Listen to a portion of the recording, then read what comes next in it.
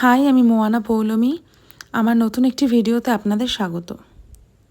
আজ দুপুরে একটি মায়ের বই পড়তে পড়তে হঠাৎই এই কথাগুলো আমার নজর কাড়ে এবং আপনাদের সাথে শেয়ার করতে ইচ্ছে হলো। হয়তো বা অনেকে জানেন বা কেউ জানেন না। মায়ের সেবক স্বামী অরূপানন্দজি মহারাজ ওরফে রাসবিহারী তখন মায়ের নতুন বাড়ির কাজে দেখাশোনা করছে।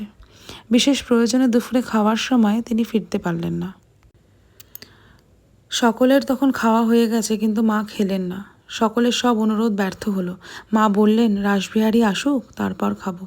দুপুর গড়িয়ে বিকেল হলো, তখন রাসবিহারী ফিরলেন না। বারবার ঘর বার করছেন। অবশেষে সূর্যাস্তের কিছু আগে রাসবিহারী মহারাজ ফিরলেন। আসা মাত্রই তিনি শুনলেন মা তার বিলম্ব দেখে খুবই চিন্তা করছেন এবং তখনও পর্যন্ত না খেয়ে তার জন্য অপেক্ষা করছেন। তৎক্ষণাৎ মায়ের কাছে উপস্থিত হয়ে তিনি তার বিলম্বের কারণ বললেন। ব্যথিত কণ্ঠে অনুযোগ করলেন, মা, তোমার শরীর ভালো নয়, আর তুমি এই সন্ধে পর্যন্ত উপবাসী রয়েছ। সন্তানকে ফিরতে দেখে মায়ের মুখে তখন স্বস্তির হাসি ফুটেছে। কোমল কণ্ঠে শুধু বললেন, বাবা, তোমার খাওয়া হয়নি, আমি কি করে খাবো? এরকম আচরণ কতজন গর্ভধারণী মাই বা আপন সন্তানের জন্য করে? তাই তিনি মা, সাক্ষাৎ মা, সত্যিকারের মা, মা শারদা। ভিডিওটা যদি ভালো লেগে থাকে জানাবেন, আর এরকম টুকরো টুকরো গল্প অনেক শোনাবো। ধন্যবাদ।